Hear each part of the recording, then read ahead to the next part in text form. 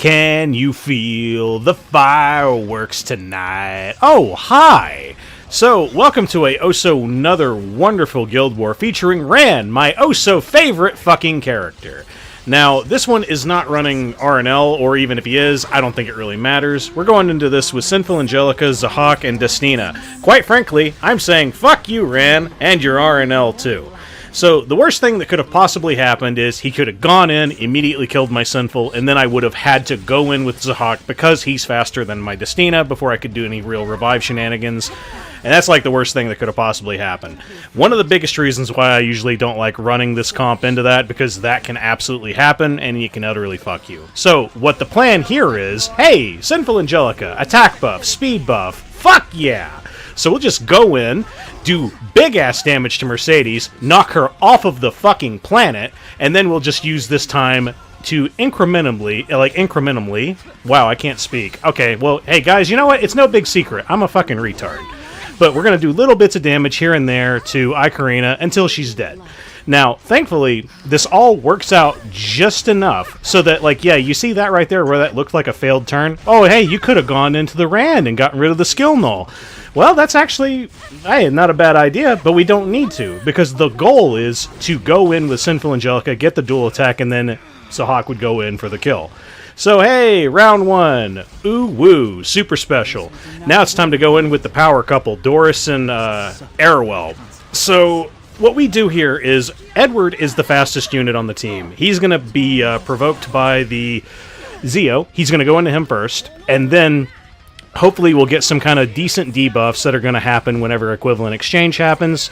We got some decent stuff here and there, but the big thing that we're going to do first is let's go ahead and just get Conqueror Lilias out of the game. Because quite frankly, I hate this fucking bitch. I've had enough of her. She's been around for 2 fucking years. There's still no real proper counter to her. Oh, but Benny Maru. It's like, no. This only works in an AI format, folks. Only in an AI format. It's the only way that it can even work. And even then, depending on what you're fighting, Benny Maru will probably get fucked by whatever else is on the team. So either way, hey, cool. We've got our big-ass damage mitigation team over here. And the one thing that I don't like about using Doris and Arowell at the same time is usually I bring those two teams in whenever I'm fighting like some very oppressive dark unit. And the one like bit of RNG that there is you want them to hit into Doris first, because when you do that, it can also proc Prophetic Candlestick, it can give you just more heals in general, and anytime Arowell is not being hit, well, whenever Arowell's not being hit, then you're just going to be getting even more damage reduction because of Escort and how wonderfully balanced that is.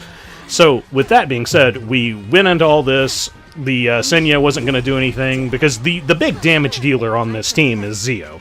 And he's completely blown his load. He has nothing else to really do. To the point where, like, oh yeah, he had Chatty, but like, you know what? If you don't have Deify, Chatty ain't going to do shit for you. Case in point, my non-damage dealing Edward Elric was able to just wipe him off the planet because Zio is mad squishy. Go back to your fucking home there, Shota. Ah, fuck, he's back. So, this is pretty much the exact same team that we already fought, except now we don't have to worry about Ran. So, in a sense, the team's actually going to be even easier this time. So, what we're dealing with now is we're just going to do the exact same thing that we did before. Go into Mercedes, knock her off of the planet, go ahead and, you know, smash ultimate her out. She's off the screen now. Dead. And now, that just leaves ae-KARINA to go into your Sinful Angelica, more than likely going to absolutely one-tap you. However, you have immortality. Ain't that a bitch? So now, because you have these oh-so-wonderful tools in your kit, you can just go into ae-KARINA bit by bit by bit, and she'll be dead. So, the one problem that will arise here is because you're dealing with Deify Zio, you're more than likely not going to one-tap him whenever the time rolls around, wherever you need to, you know, do the killing blow. So, you'll see that right here, where we can go in, we can kill ae-KARINA, but we still have like one extra turn where Sinful Angelica is just going to straight up take a hit and she's going to die. However, that's the main reason why we have Destina here with us. So, Destina being here, And look at that turn order. So the very next person who's going to go, even if this did monster damage and killed my Zahhak, I would then immediately revive here, and then he would come back, and then he'd just end the rest of the match. Hoorah! S3 for flexing purposes.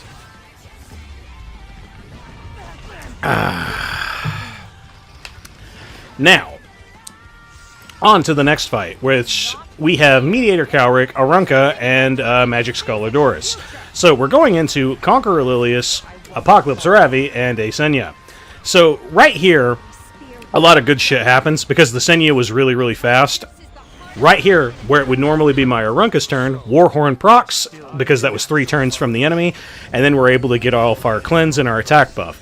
So right here, I'm already at like an impasse of like, okay, so I can either kill the Conqueror Lilias now, or I can try to see how much damage I'm going to do to this Ravi, who, of course, has Proof of Valor, because, Proof of Valor is just such a fucking big boy artifact. Yeah, it's on every fucking Apocalypse Ravi. Woo-hoo-hoo. God, I hate this fucking game. But yeah, either way, we don't do enough damage, it doesn't kill her, but it's not the end of the world. Sure, we didn't one-tap with the S3, so it didn't reset, but we have souls, baby. And when you have souls with Arunka, you can guarantee her S1. So whenever you can guarantee the S1, this may come as a surprise to a lot of you, but it is actually a metric shitload of damage. Bam, bam, and then Uber's Tooth. That was like 10k on an Ravi, and that was also a non-crit. So, now that she's gone, all we have left is Conqueror Lilias, and we have Senya. So, what I'm going to try and do here is, okay, so let's just try to do some big heals on Arunka, make absolutely certain that she's not going to be the one who's going to be taking the damage from the Senya, and then we should be 100% good to go. And also, straight up there, little RNG happened right there, got the follow-up attack for free. Ho-ho, if only that was like, just a part of her kit in general. That would be super fucking sweet. But either way, so now all we have left is Senya. Now, what I was wanting to do is I just wanted to can I just get like a little bit more of my turn? But no, I still have the S3. I don't have S3 available. I'm going to have it now, but because we've already hit into the Senya, well, now she doesn't have a barrier. So now it looks like we're destined to not have any fun at all. I mean, hey, next chance I get on Senya, I'm just gonna, soul burn the S1 and it's just gonna kill her. So I was like, whatever, I'm really, really disappointed in this because I'm not going to be able to kill her with the S3. But okay, I guess I'll go ahead and I'll take that. And of course, lots of just intermittent animations to slow everything down and irritate the fuck out of you.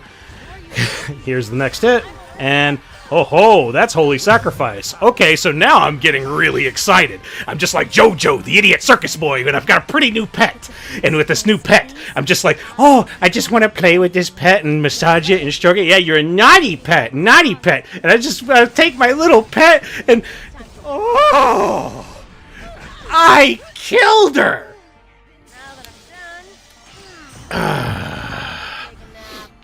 Do you guys know that I'm retarded? Okay, so now speaking of all the dumb retarded shit out of the way, let's go ahead and let's start talking about another interesting match.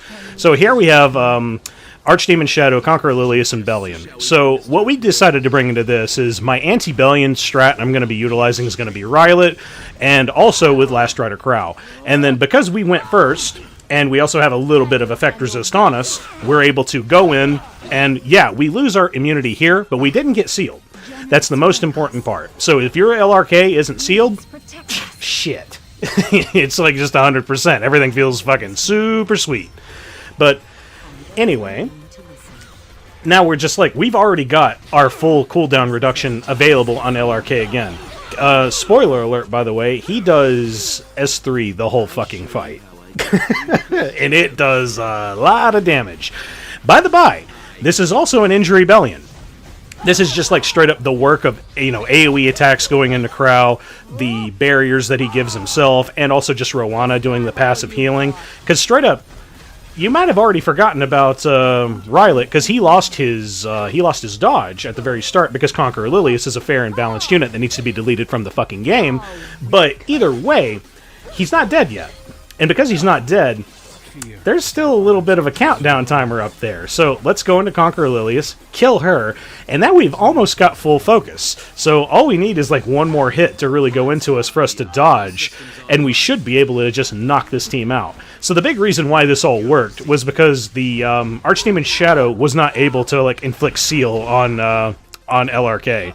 And with that, we get our one hit because Double-Edged Crescent is also an incredibly based artifact if you feel like gambling, because if you get that counter attack, that's even more focus. And Shazam. Fuck you, Belian. And finally, just to close everything out, we have a Senya Choux team. And it's a Senya Choux team I have actually not ever fought before. I'm surprised I haven't seen this before. But yeah, it's Senya Choux and Destina. So, ultimately, what you're dealing with here is, okay, so Senya's going to be annoying as fuck, doing AoEs and all that other dumb bullshit that she does. And then you got Choux doing her big mega fuck you damage that she does as well. And then Destina's going to be reviving them and then doing heals at the same time. So, naturally, I thought, well, fuck, how about I just go into this with attack buffs and injury?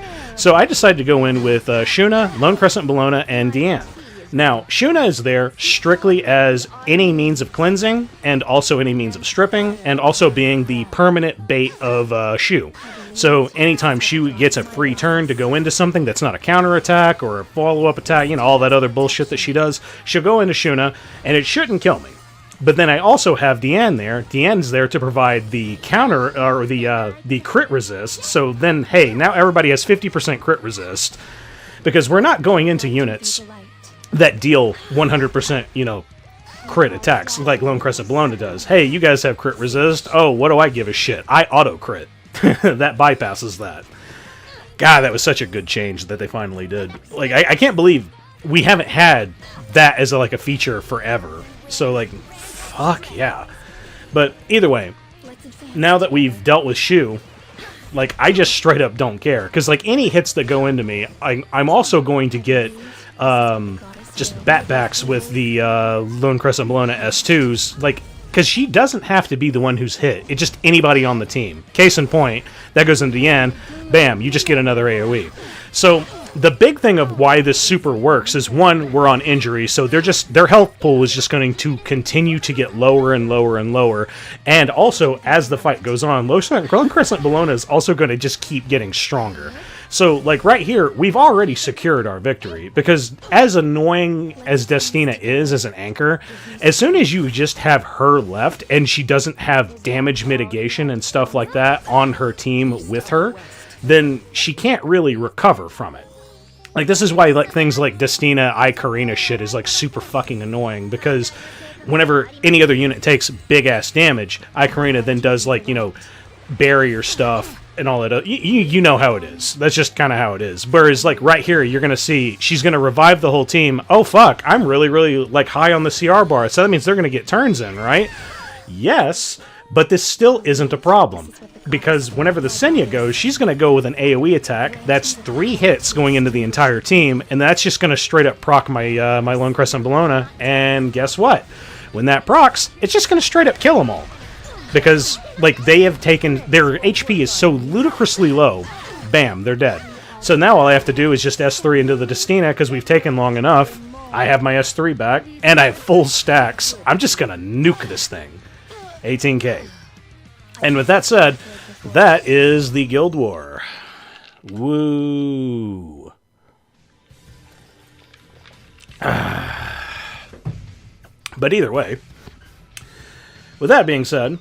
It was an interesting Guild War. I mean, aside from, like, the first 2 fights, where I did quite literally the same strategy for the first one, which, I mean, that's, like, what kind of sucks about some Guild Wars, whenever some teams, like, have the literal same, like, idea defenses, which I'm thankful that I don't see a whole lot of, like, Kisei Amids, but, like, I mean, I feel like I probably will be seeing that soon, and like, quite frankly, there is a very simple solution to that team, which is just, oh, hey, cool, just go, like, Sid, Wanderer Silk, and, like, LPK. Just fucking race it. And it's like, I hate that as a fucking solution. It's like, oh, yeah, just make sure you get your shit off first before they do their fucking dumb shit. And it's like, wow, that's That's fucking big brain right there. That's super big brain. This is balance, son. Which is then what's making me kind of worried. Well, I'm not really worried, per se, about, like, the new game mode that we're going to be getting, like the RTA draft mode, where everything has its own stats. Like, I'm very excited that we're going to be getting it, but I'm very, very cautious about it because I'm assuming everything's going to have the same stats. So then, like, you just give any, like, autist some time to, like, you know, crunch the numbers and figure out, like, hey, what the stats are for these particular units. And then I think, like, you'll start seeing, like, the same kind of drafts over and over and over again. But that also depends on just how randomized the actual picking process is really going to be. Like, we have no fucking clue how this is really going to work. I mean, we don't really know. We just know it's coming. So, I mean, I'm still excited for it. I mean, I'm a much bigger fan of this draft mode than current RTA, because current RTA is just like, it's just a dick measuring contest. But either way, hey, I hope you guys liked this video. If you did, go ahead and leave a like. If you want to see more of my content, go ahead and hit subscribe. Later.